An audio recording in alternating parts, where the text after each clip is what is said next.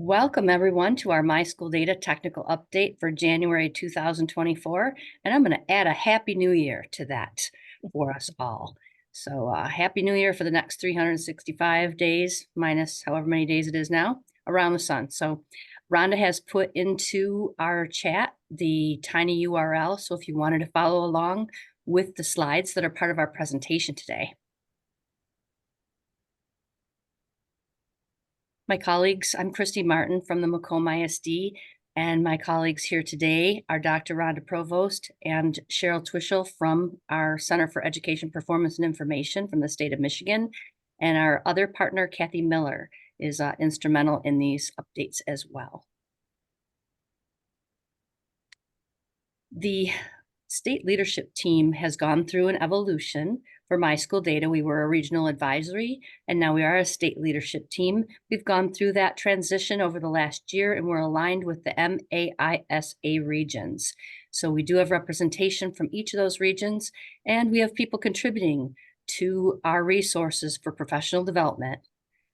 There's a list of the folks that are part of the state leadership team and an introduction for each person. They each have their own little slide in that link that was part of that first page that we were just from. So if you want to learn a little more about your about your state leadership team member from the MAIC region, this would be a great way to familiarize with that.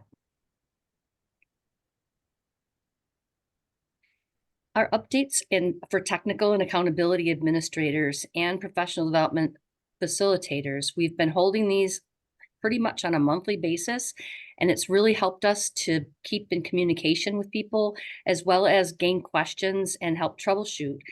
We try to keep these to a half hour. Our next one will be on February 28th, followed by April 24th and June 5th. Please remember to register so that we know if you're coming. We do record these. If life gets in the way and you're not able to attend, we're happy to send out that recording as well. We will be talking about our professional development facilitators like we just did and their contributions, our CEPI technical updates, the whole MISchool Data team updates for professional development, any issues that have come to the forefront, and of course, question and answer. Please add your email to the chat so that we know of your attendance.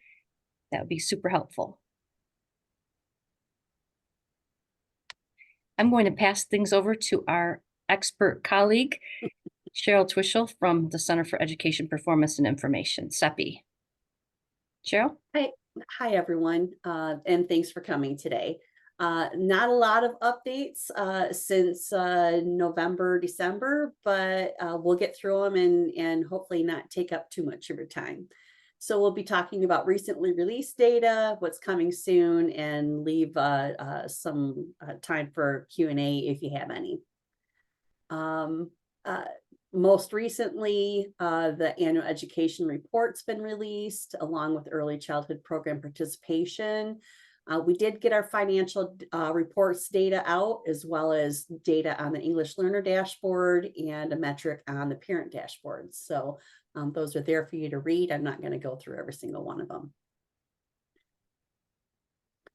Wanted to let you guys know about some new functionality on the college opportunities for high school students education focus area report. In the past, there has been just information for dual enrollment and I can't see the other one. I'm too blind, but we've recently added career and technical education data to the report. So there's a new tab that you'll see for CTE.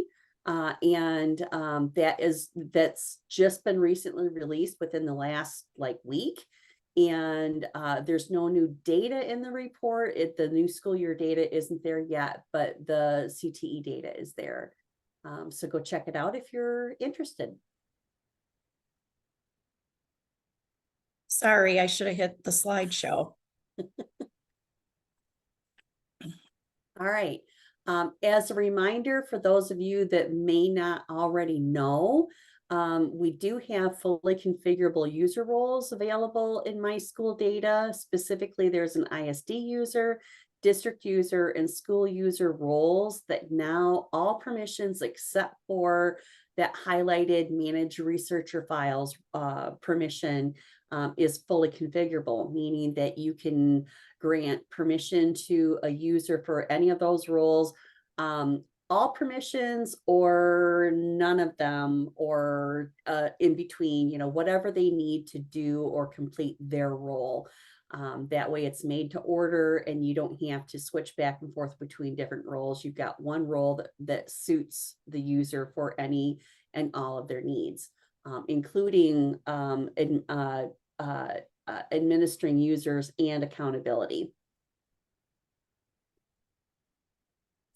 And also wanted to keep on the forefront of your minds, if you're not familiar with it, we do have a report catalog available in the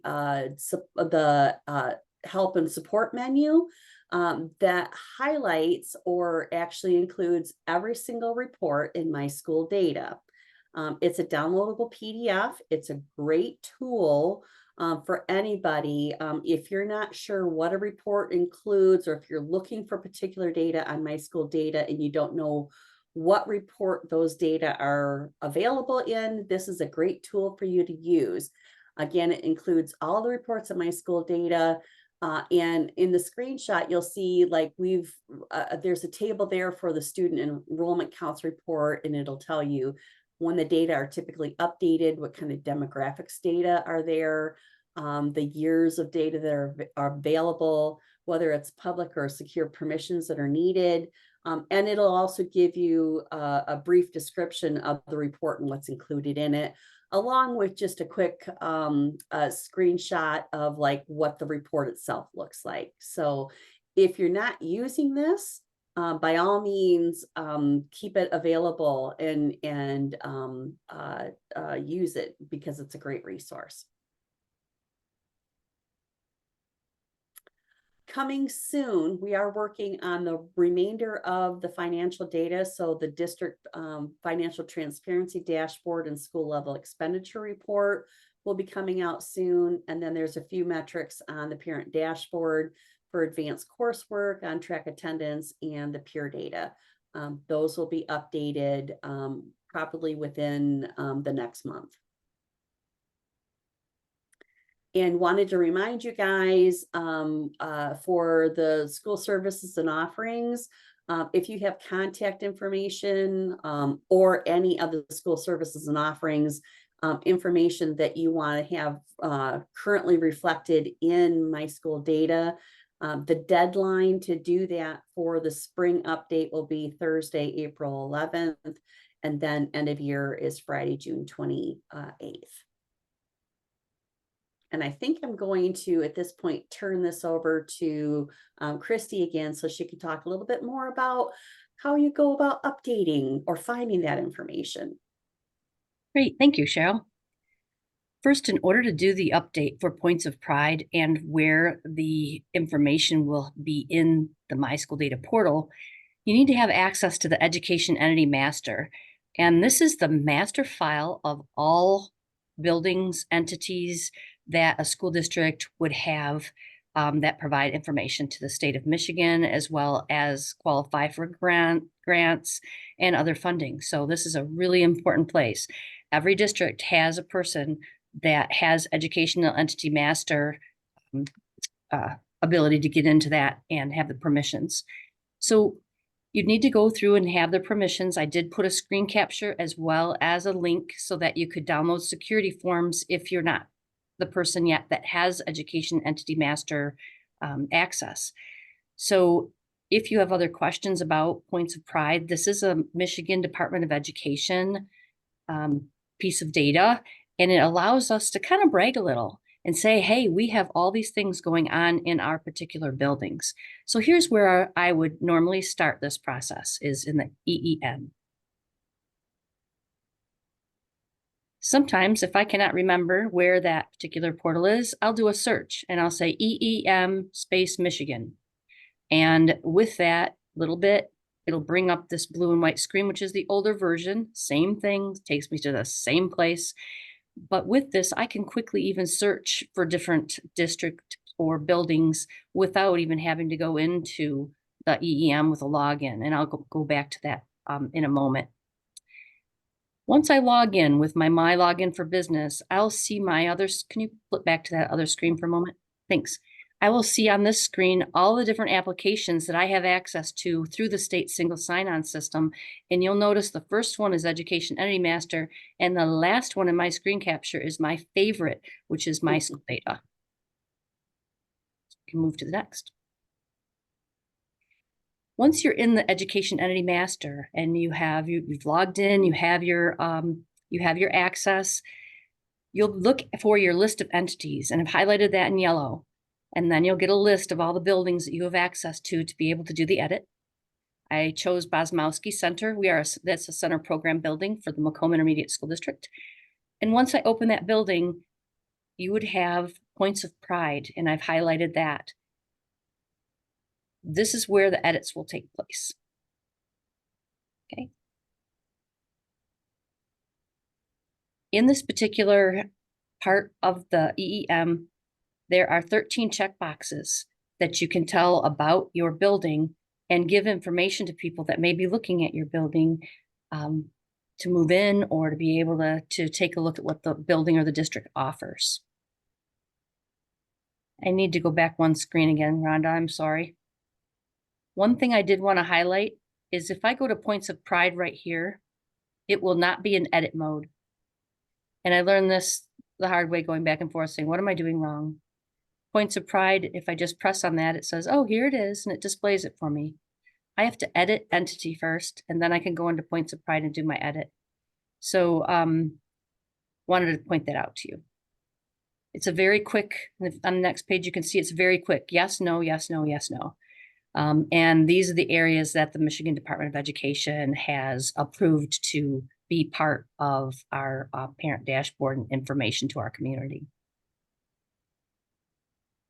Move to the next screen. Yep.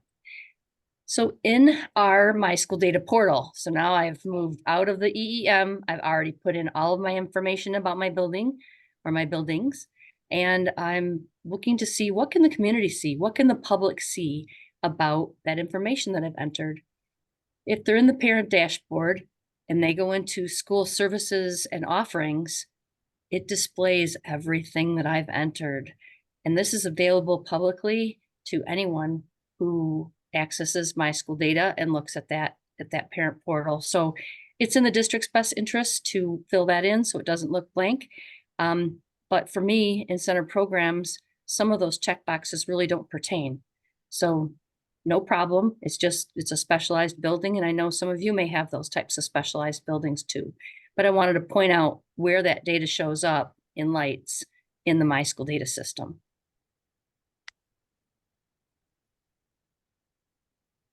And passing it back to Cheryl.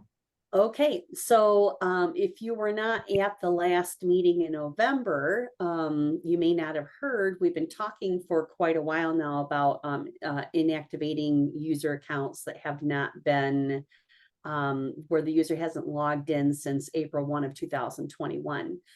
We actually did complete that on November 29th last year. So if you have anybody that all of a sudden has no location or roles or permissions assigned to their account, it's probably because they hadn't logged in and their account was inactivated.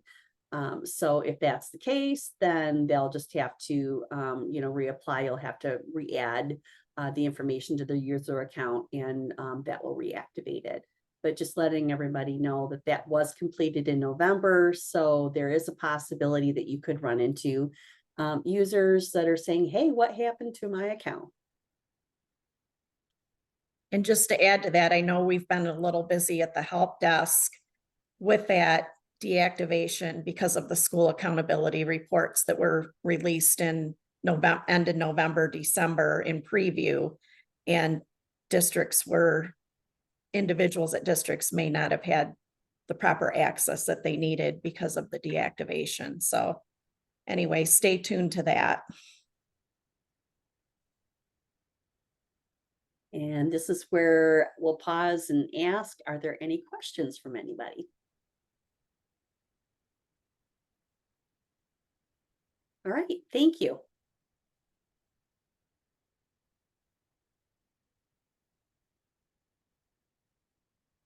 All right, we're going to start then with the professional learning resources. Just to preface the Train the Trainer network, we are looking at some evolution to the Train the Trainer network, moving it to more of a professional learning network. And we have our course that is inches away from being launched. We anticipate that in any time. We're waiting for some final details with EduPass to get our registration and such, and then we'll be fanning that out to the network. So if you go to the support menu and you pull down professional development toolkit, it will take you here. And this is where primarily a lot of our resources are available to the field. And again, these are freely available. This is the link actually to we call it the PD toolkit, the new user account maintenance with FERPA. That form was updated in summer of 23. And then we have the new users quick start guide that's available. That is a step-by-step tool that will allow you to activate users and such, or troubleshoot for them. And then coming soon will be resources to the special ed dashboard, and we anticipate that by the end of January when that's released. Next, we put this slide together because we felt it would be relevant to all of you with the school accountability reports that were released in the last 30 to 45 days. Here is a snapshot of the timeline for the AER, which the final AER posting to the district website under the transparency reporting is by Thursday, February 15th of 24. All of our resources that we've created, these are all available directly on the PD toolkit. They were also published in the January talking points, but here are some quick links directly to all of those resources and help guides to allow you to quickly take care of business in terms of the compliance that's required with these various school accountability reports that were released again in the last 30 to 45 days. So hats off to our statewide leadership team who provided time to collect these resources, brainstorm for users, most of them being users themselves in the field. So I'll just list them verbally here. We had Kristen Day representing St. Clair County RESA in Region 5. We had Dr. David Hunt, who is at Muskegon area ISD. We had Kathy Miller, who is also one of our ISD partners with the MISchool Data Professional Learning Grant. She's representing Region 6. We had Kathy Berry, who was part of that in Monroe ISD, and Lisa Zettel, who is at Bayernack ISD representing Region 4. So as you can see, and Dan Way, I forgot Dan Way. Dan Way is in Berrien RESA, and she is in Region 7. And again, we're very thankful for the talent and time that these colleagues have spent to bring these resources to you for free. And we really appreciate all of their efforts and time that was spent in a very accelerated venue. So hats off to them. At this point, what questions might you have regarding the professional learning resources? All right. Do you want me to talk about the technical contacts, Christy, or? Okay. Oftentimes, just to give you a background on the process, oftentimes changes will occur at the ISDs. Currently, we have 4 categories for the technical contacts. And they are reviewed every month. The first lens is through GELN, the General Education Leadership Network. Some of you may be a representative with that team as far as a curriculum contact. They provide any updates. We have a process for that. Kathy Miller is our designee on behalf of our leadership team to fan that out to their monthly bulletin board. And then from there, I look at that at the beginning of the end of the month. It's published, the first of the next month. I make those changes. And what we're finding is right now we have a glitch in the technical and training contact tab on the MISchool Data Professional Development Toolkit. So we've been referring everyone to this list, which is an ADA compliant document that provides all of our contacts with our 56 ISDs. It's downloadable, and you can also, print it out if you need to do that. This is what we've been going to since we've kind of been in a pause status with the corrections that need to take place in terms of programming on that particular tab. So we'd really like to thank you for your patience during this waiting time as we're coming up with a solution. But in the meantime, this is what I've been directing everyone to, because it's also another area under support and help that's available on the portal. So if you have anyone in your area that has changed, you can provide those to your GELN contact, or you can shoot me an email. That's not a problem either. What we're working on right now also is onboarding with contacts. That's another phase of our professional learning. Once a new contact is made, we're looking at sending them an email, giving them the next steps with their role responsibilities. Even though they now have permissions, that has to happen with access, and then what their role and responsibility is following. And so we would be suggesting that they enroll in the Train the Trainer course or the professional learning course that we're moving from Schoology to EduPass. And I know some of you on the call today are on my waiting list, so thank you for attending today. Know that it's just inches away from launching. So thank you again for your patience, and we're looking forward to you attending their course. And then I guess I already went through this with the steps and the process, and then what your responsibilities are, obviously, as a user. So I'll just move right into outreach.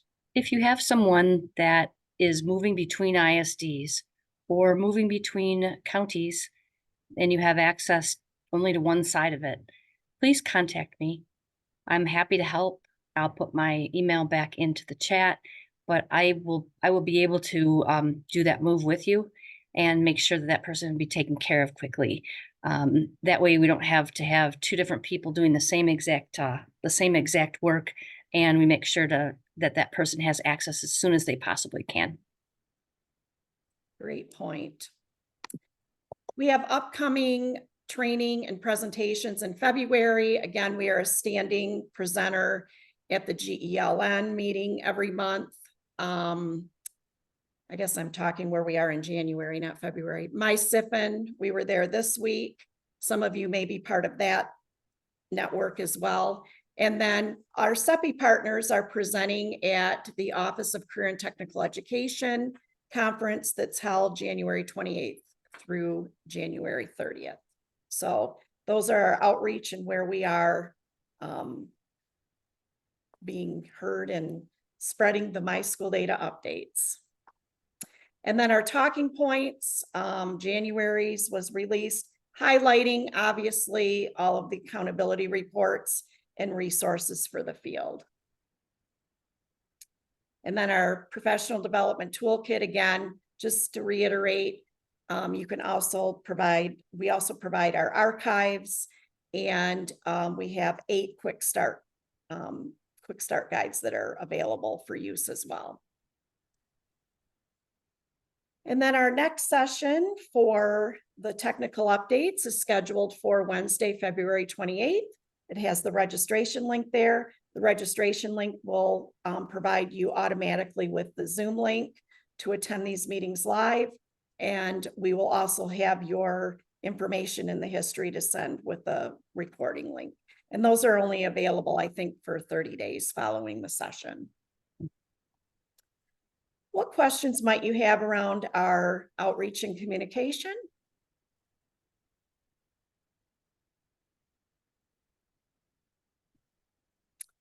There being none, that concludes my portion.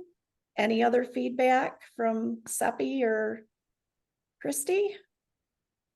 Just that although we're adjourning the meeting and we'll stop recording, we will hang out in case there are individual questions that you might have. Thank you.